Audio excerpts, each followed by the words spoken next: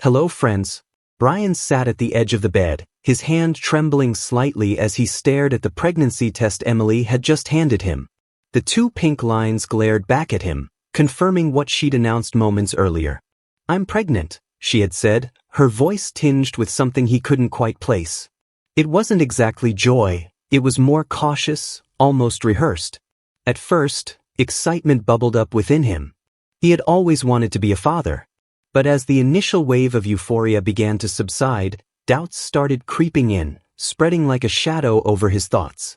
For months, things between him and Emily had been off. He had tried to ignore it, chalking it up to work stress or the natural ebb and flow of a marriage. But now, with this news, those ignored suspicions surged forward with full force. It wasn't always this way. Emily used to laugh freely, her eyes lighting up when she shared the smallest moments with him. But for the past year, there was a distance he couldn't bridge. It wasn't just the late-night text messages she claimed were from her sister or the sudden work events that seemed to multiply out of nowhere. It was the way she had started withdrawing, her phone always turned screen side down on the counter, her responses to his questions clipped and curt. 2 weeks before the pregnancy announcement, Brian had noticed something odd. Emily's phone buzzed on the kitchen island while she was in the shower. Curious, and admittedly suspicious, he glanced at the screen. The name Chris W. popped up with a message preview that read, "Can't stop thinking about last night." Brian's stomach clenched. He had stared at the screen, torn between a sense of betrayal and the fear of overreacting. Before he could process it further, Emily's voice broke through the silence. "What are you doing?" she asked sharply, towel wrapped around her, her eyes narrowed like a cornered animal. "Your phone buzzed," he said, trying to sound casual. "I thought it might be important." She grabbed it quickly.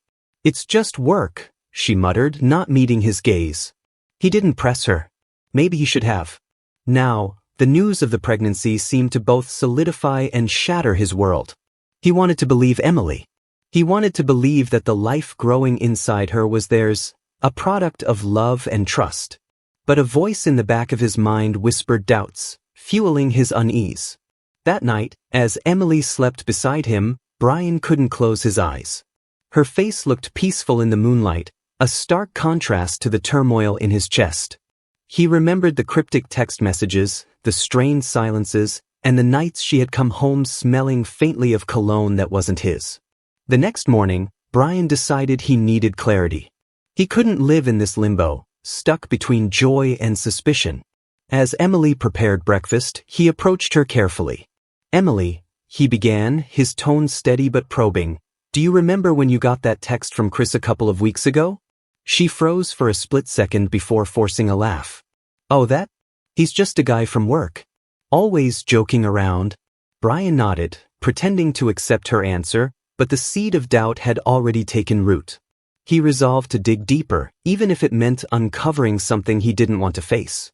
Over the next few days, Brian started noticing more inconsistencies. Emily's alibi for her late nights didn't always line up. One evening, she claimed she had stayed late at the office to meet a deadline, but when Brian called her coworker, Claire, to confirm, Claire casually mentioned that Emily had left early that day, mentioning plans with a friend. Who was this friend? That weekend, while Emily was out running errands, Brian searched through her laptop.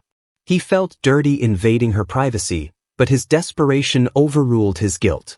Scrolling through her emails and browser history, he found little. Emily was meticulous, her digital footprints seemingly erased. But in her deleted items folder, he discovered a series of emails between her and someone named Chris. Most were benign, but one caught his eye. "I can't stop thinking about what we talked about." "You're not alone in this." What had they talked about? And why did Chris think she was alone? By the time Emily returned home, Brian was a wreck. He couldn't confront her, not yet. He needed more. That night, after she fell asleep, he took a chance and unlocked her phone. The texts between her and Chris told a fragmented but damning story. They weren't overtly romantic, but there was a familiarity and intimacy in their tone that stung. "Chris, are you sure it's his?" "Emily, please don't do this. I can't talk about it now." "Chris, you're avoiding the question." Brian's breath caught. His chest felt like it was caving in. What was Chris implying? And why wasn't Emily outright denying it? The next morning, Brian confronted her. "Emily, is there something you need to tell me?" he asked, his voice trembling with a mix of anger and hurt. She looked at him, her eyes wide and fearful. "What do you mean?" "I saw your text. With Chris." For a moment, the room was silent. Then, Emily broke down, tears streaming down her face. "It's not what you think," she said, her voice cracking. "I never cheated on you." "Then what is it?" Brian demanded.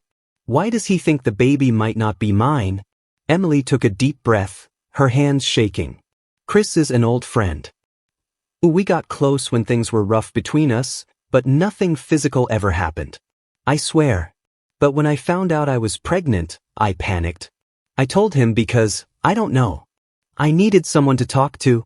Brian stared at her, his emotions a storm of confusion and pain. "Why not me?" he asked quietly. She couldn't answer.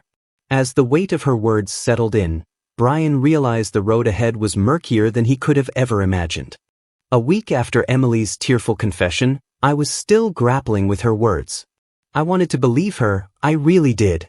But trust is a fragile thing, and hers had been splintered into something jagged and painful.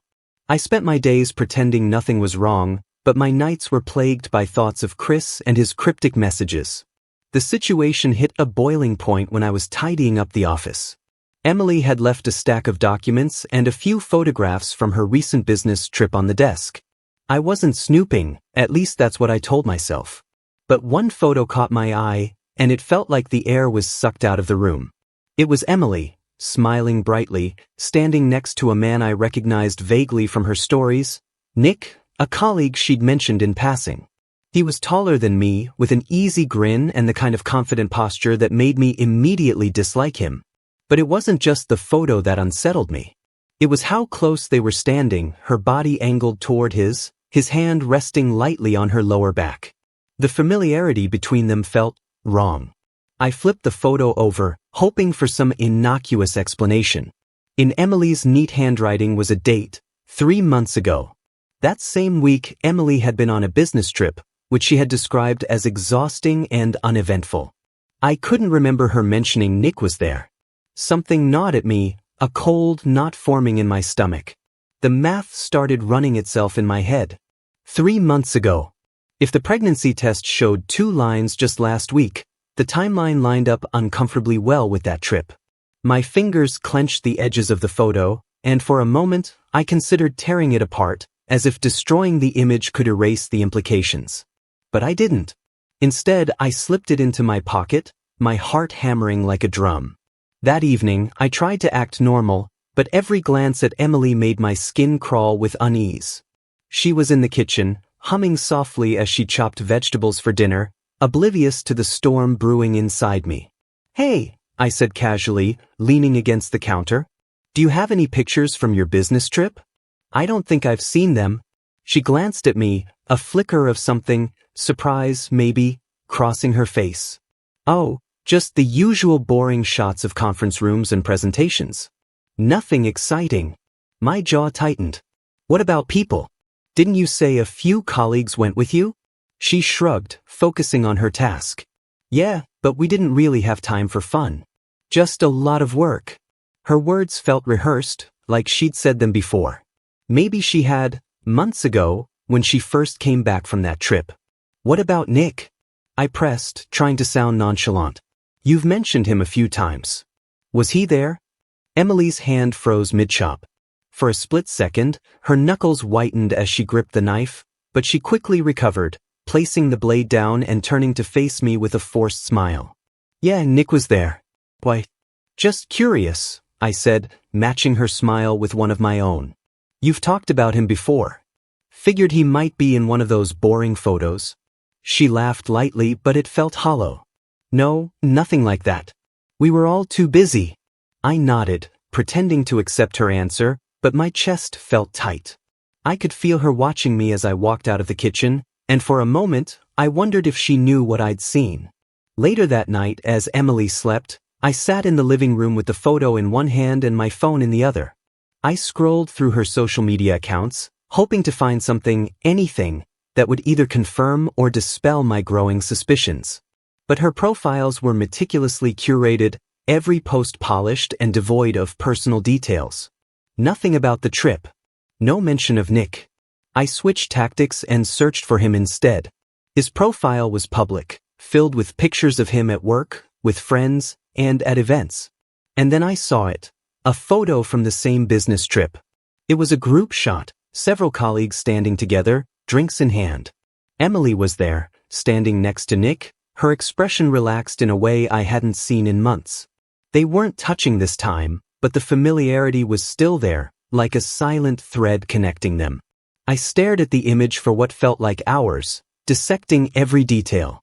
The caption was innocuous, something about a successful trip, but my mind was already spinning out of control. If Emily had lied about something as small as who was at the trip, what else had she lied about? The next morning, I couldn't take it anymore. As Emily poured her coffee, I placed the photo I'd found on the table between us. She froze, her eyes darting to mine before dropping to the picture. "Where did you find this?" she asked, her voice tight. "Does it matter?" I shot back. "Why didn't you tell me Nick was on the trip?" She sighed, setting her mug down. "Brian, it wasn't a big deal. He's just a colleague. We were all there for work. Then why didn't you mention him? Why is it every time his name comes up, you get defensive?" Her lips pressed into a thin line. "Because I knew you'd overreact. Just like you're doing now." I leaned forward, my voice low and sharp. "Do you know how this looks, Emily? With everything that's been happening, Chris, the texts, now this, you expect me to just brush it off?" Her eyes filled with tears, but I wasn't sure if it was guilt or anger. "I didn't do anything wrong," she said quietly. "You're making something out of nothing." "Am I?" I countered. "Because the timeline of this pregnancy and that trip." She cut me off, her voice trembling. "Stop. Just stop. I can't do this right now." She walked away, leaving me alone with my doubts and that damned photo. For the first time, I wondered if the truth was something I didn't want to find. I couldn't shake the image of that photo or the strange way Emily had reacted. My doubts had grown roots, winding through every moment I spent near her. No matter how much I wanted to believe her, the distance between us seemed to widen with each passing day. And then there was Nick, a shadow I couldn't ignore. One evening, while Emily was in the shower, her phone buzzed on the nightstand. I wasn't proud of it, but I picked it up. The screen was locked, but a notification lit up, a text from Nick. "Thanks for being there. You always know what to say." My chest tightened. Being there for what? What had happened that Nick needed her support? And why was he texting her about it? I stared at the phone until the screen dimmed, the glow fading like my hopes for a simple explanation. That night, I couldn't sleep. Emily was beside me, her breathing steady and even, while my thoughts raced. I told myself it was probably innocent, a professional relationship misread through the lens of my insecurities. But deep down, I didn't believe it. I needed answers. The next morning, I waited until Emily left for work. She always left her laptop at home, and with her phone out of reach, this was my chance. I opened it, my hands shaking slightly as I navigated to her email and message apps. The passwords were saved. She trusted me after all. The irony wasn't lost on me. At first, everything seemed normal. There were work emails, a few shopping confirmations, and some forwarded jokes from her sister. But then I found a thread with Nick. It wasn't overtly romantic, but it was familiar. "Nick, couldn't have made it through the week without you. Emily, anytime. You know I've got your back." I scrolled further.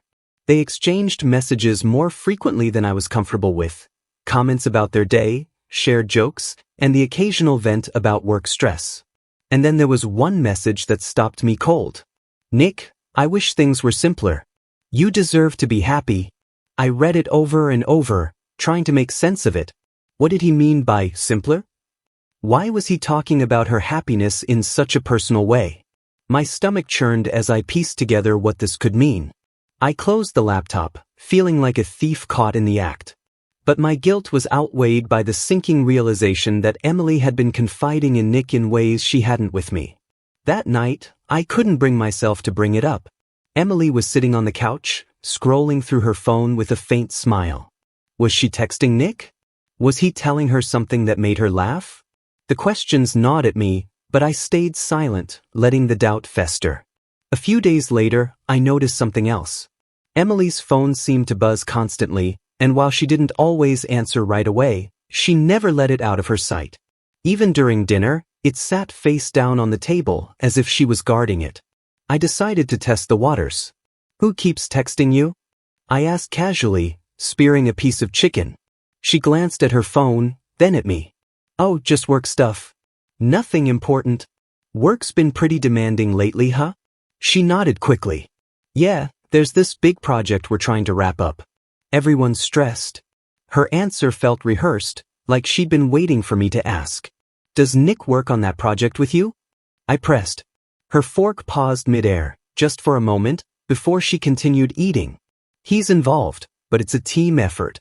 I nodded, not pushing further. But her reaction told me enough. She was lying, or at least not telling the whole truth. The final straw came on a Saturday when Emily said she was heading out for coffee with a friend. I didn't ask which friend, it didn't matter. Instead, I waited until she was gone and opened our phone account's billing page. I wasn't proud of myself, but desperation outweighed my shame. I scrolled through her call logs, my heart sinking as I saw the frequency of calls between her and Nick. Morning, afternoon, night. His name appeared over and over. Some calls lasted minutes, others stretched for over an hour. The texts were harder to track, just a number of messages sent and received. But it was clear they were in constant communication. I felt sick. This wasn't just a colleague. This wasn't just a friend. That night, I decided to confront her. I couldn't live like this anymore, pretending everything was fine while my mind tore itself apart. After dinner, as we sat on the couch, I turned to her. "Emily, I need to ask you something." She looked up from her phone, her smile fading. "What is it?" I took a deep breath, steadying my voice. "What's going on with you and Nick?" Her eyes widened, and for a moment she said nothing. Then she laughed nervously. "What do you mean?" "Nothing's going on." "Don't lie to me, Emily," I said, my voice sharper than I intended. "I've seen the texts. The calls. You're talking to him more than you talk to me." Her face paled. "You went through my phone?" she asked, her voice trembling with a mix of anger and disbelief. "I had to," I shot back. "You're hiding something and I needed to know the truth." She stood up, crossing her arms defensively. "There's nothing to hide. Nick and I are friends." "That's it? Friends?" I scoffed. "Friends don't send messages about wishing things were simpler or deserving happiness. Friends don't call each other at all hours of the day. Tell me the truth, Emily." Tears welled in her eyes, but I didn't feel any sympathy. "I didn't mean for this to happen," she whispered. The words hung in the air like a gunshot. I stared at her, waiting for her to continue, my chest tightening with every passing second. "I didn't do anything physical," she said finally, her voice breaking. "But I leaned on him. I shouldn't have, but I felt so alone. You were distant, and I didn't know how to talk to you." Her words felt like a slap. I wanted to scream, to shout that she could have talked to me, that I was her husband. But all I could do was sit there, the weight of her confession pressing down on me. "You leaned on him," I repeated, my voice hollow. "What does that even mean?" "It means I made a mistake," she said, tears streaming down her face. "But I swear, Brian, it never went beyond that." I didn't know if I believed her.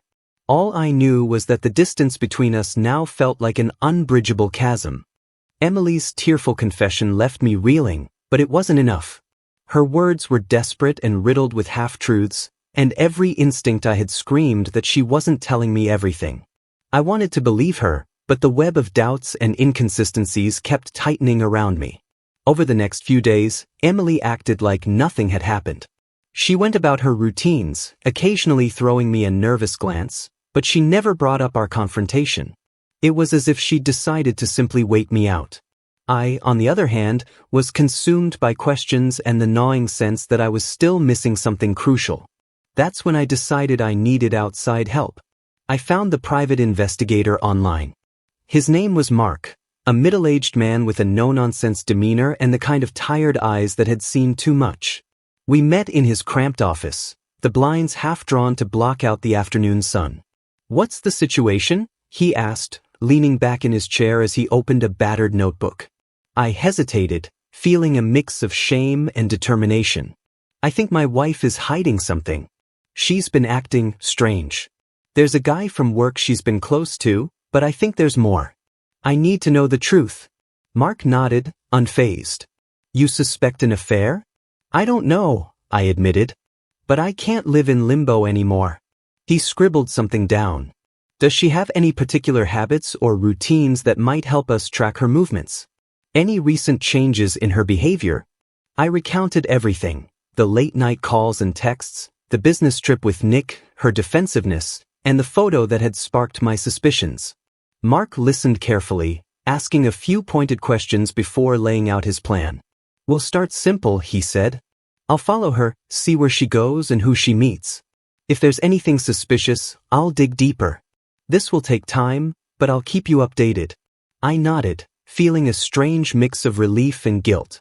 It felt wrong to spy on Emily, but the need for answers outweighed everything else. The waiting was excruciating. Every time Emily left the house, I wondered if Mark was watching, documenting her every move. She continued her usual patterns, though I noticed she seemed a little more careful, locking her phone, keeping her laptop closed. If she suspected anything, she didn't show it. A week later, Mark called. "I've got something," he said, his tone measured. "It's not Nick." Those words hit me like a slap. "What do you mean?" "She's been meeting someone else. A man named Oliver." I gripped the phone tighter. "Who the hell is Oliver?" "That's what I'm working on," Mark said. "But I've got photos of them together. They met at a cafe 2 days ago, then walked to a nearby park. They talked for about an hour before going their separate ways." "Just talked?" I asked, my voice laced with disbelief. "From what I saw, yes," Mark replied. "But there's more. Yesterday, she went to meet him again, this time at a hotel." The floor seemed to drop out from under me. "A hotel?" I managed to choke out. "Calm down," Mark said. "I didn't see them go inside together. She went in first, stayed for about 30 minutes, and then left. He followed a few minutes later." "What room?" I asked, my mind racing. "Did you find out what room they went to?" Mark sighed. "That's tricky. Hotels have privacy policies, and I can't just walk in and ask. But I'll keep digging. I thought you'd want to know this much before I proceed further." I hung up, my head spinning. Who was Oliver? Why was Emily meeting him? And why at a hotel? The implications were devastating, but I forced myself to stay calm. I needed to confront her, but not without more information. That night, Emily seemed tense, though she tried to mask it with casual conversation. I watched her carefully, every movement and expression under scrutiny. "Did you have a good day?" I asked, keeping my tone neutral. She glanced at me, her smile not quite reaching her eyes. "Yeah, it was fine. Just the usual." "Nothing unusual?" I pressed. Her fork paused halfway to her mouth. "Oh, why?" "Just curious," I said, leaning back in my chair. "You seem distracted lately." Her smile faltered, but she quickly recovered. "Work's been stressful. You know how it is." I nodded, pretending to accept her answer. But inside, I was seething. I wanted to throw Mark's photos on the table and demand an explanation, but I held back. "Not yet." 2 days later, Mark called again. "I've got more on Oliver," he said. "Turns out he's not a coworker or an old friend. He's divorced, no kids, works as a freelance consultant. He's also been spotted at events hosted by your wife's company. Do you think they're involved?" I asked, my throat dry. "There's definitely something going on," Mark said. "But whether it's physical or just emotional, I can't say yet." He sent me the photos he'd taken, grainy images of Emily and Oliver sitting at the cafe, walking side by side in the park, and entering the hotel. My stomach churned as I stared at them. The way they leaned toward each other, their heads close as they talked, it was too intimate to ignore. That night, I couldn't hold back any longer. As Emily came to bed, I turned to her, my voice steady but cold. "Who's Oliver?" She froze, her face draining of color. What are you talking about? Don't lie to me, Emily, I said, my anger barely contained. I know you've been meeting him. Her hands trembled as she sat down on the edge of the bed. It's not what you think. Then what is it? I demanded.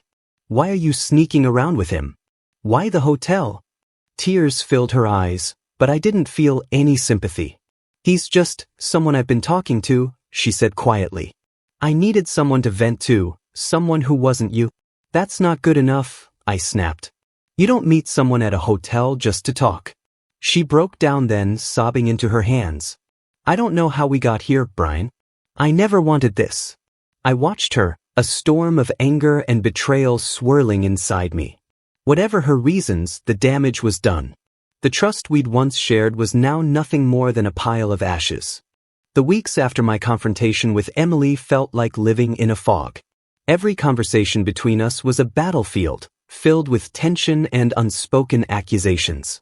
She insisted nothing had happened with Nick beyond emotional support, but her words rang hollow. I couldn't shake the image of her texts, the calls, and that photo of her with Nick. The pieces didn't add up, and the need for answers gnawed at me like a sickness. That's when I decided I couldn't rely on her version of the truth anymore. I needed clarity, even if it meant facing something I wasn't ready for. A friend recommended a private investigator, a man named Carl, with decades of experience in uncovering secrets. I hesitated at first. The idea of spying on my wife felt wrong, like a betrayal of my own. But the doubts were suffocating, and I couldn't live in limbo anymore. When I met Carl in his small, dimly lit office, he didn't sugarcoat things. If you hire me, you have to be prepared for what I might find, he said, his tone firm but not unkind. You sure you're ready for that? I wasn't sure, but I nodded anyway. Carl didn't take long to uncover what I was too afraid to see. A week after I hired him, he called me into his office and handed me a folder. I think you need to see this, he said, his voice grave. Inside were photographs. The first few were innocent enough, Emily leaving work, walking into a coffee shop. But then there were others. She wasn't alone. Standing with her was a man I didn't recognize, tall, dark-haired, and sharply dressed. Carl told me his name was Oliver, a contractor Emily's firm had hired for some project. In one photo, they were seated in a booth, leaning close to each other, her hand lightly touching his arm. In another, they were walking down the street, laughing. The intimacy in their body language was unmistakable, and it felt like a knife twisting in my gut. Then came the worst ones. A series of shots showed them entering a hotel together. The timestamp on the photos matched the day Emily told me she had a late meeting. I stared at the pictures, my hands trembling. How sure are you that it's her? I asked, though I already knew the answer. Positive, Carl said. I've got video too, if you need more proof. I didn't want to see it. The still images were damning enough. When I confronted Emily that night, she didn't deny it. I showed her the photos, and she burst into tears, her face crumpling as she begged me to listen. It wasn't what it looks like, she insisted, but her words sounded pathetic even to her. What does it look like, Emily? I snapped, throwing the photos on the table. You going into a hotel with another man? You holding his arm like you're in love with him? What exactly am I supposed to believe? She sobbed, burying her face in her hands. I'm so sorry, she whispered. I didn't mean for it to happen. I laughed bitterly. That's your excuse? You didn't mean for it to happen? What, did you trip and fall into a hotel room with him? It wasn't like that, she cried. I was lonely, Brian. You've been so distant, and I felt like I didn't matter to you anymore. Oliver was just, he was there when I needed someone. Her words were a poison that seeped into every corner of my mind. How long? I demanded, my voice cold and sharp.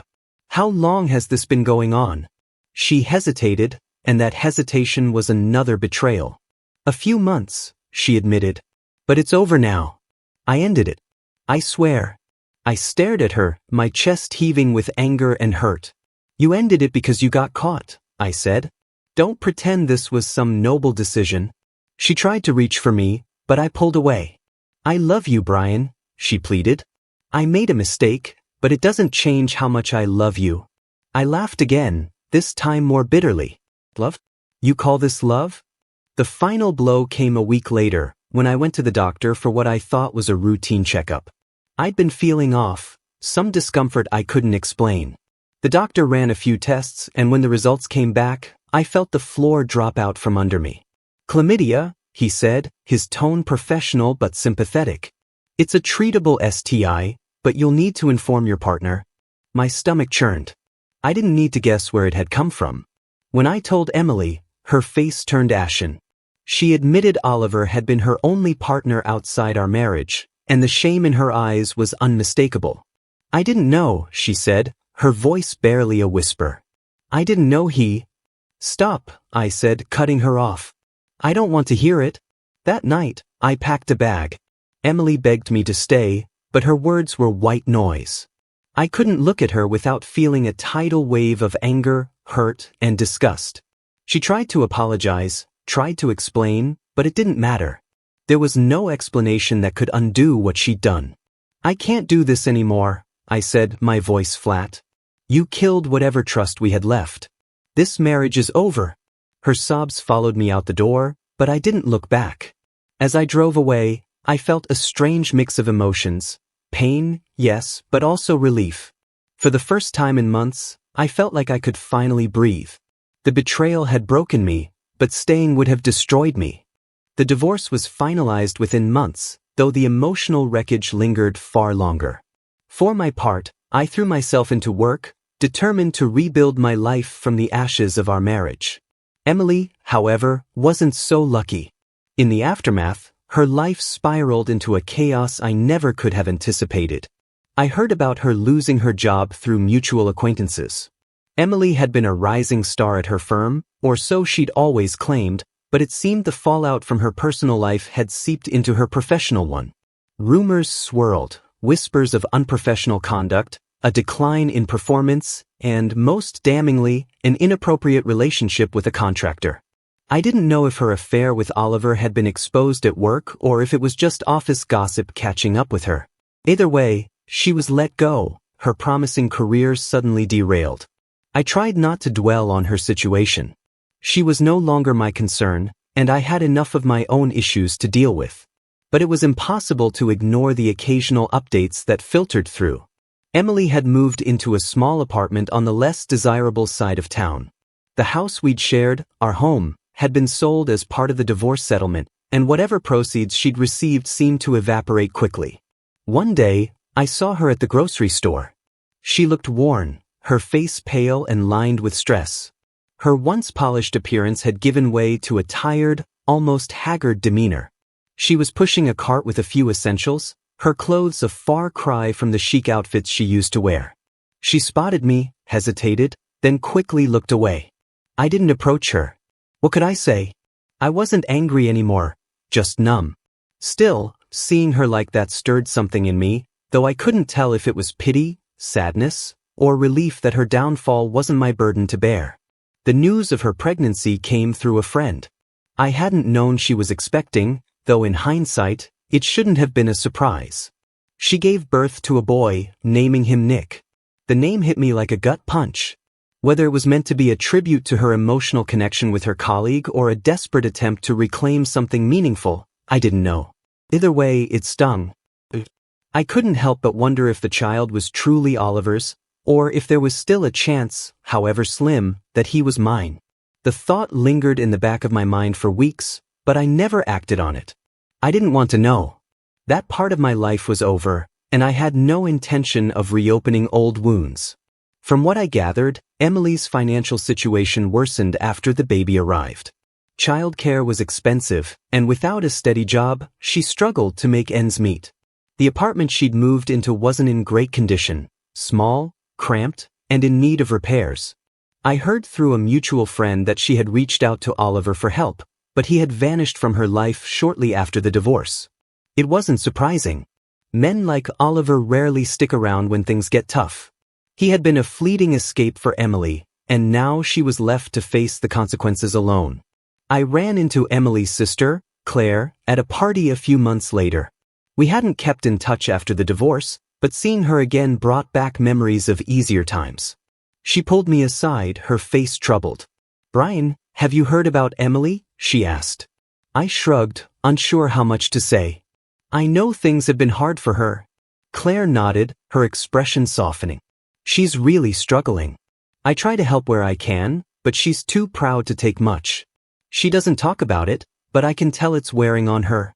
I didn't know how to respond. Part of me wanted to feel sorry for Emily, but another part remembered the betrayal, the lies, and the months of doubt that had eaten away at me. "She made her choices," I said finally, my tone colder than I intended. "Now she has to live with them."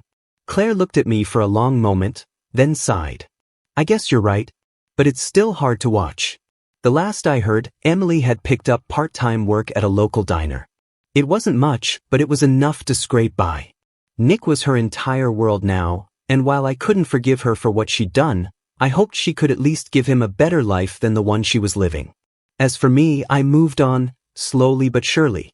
I sold the memories of our marriage along with the house, started traveling for work, and even began dating again. Trust was still a challenge, but with time, I learned to let people in again. Emily's downfall served as a stark reminder of the fragility of life and relationships, a lesson I carried with me as I rebuilt myself. She had fallen far, but I wasn't her savior anymore. That chapter of my life was closed, and I had no intention of reopening it. Emily was a ghost in my past, haunting her own choices while I moved forward, one step at a time. Bye-bye.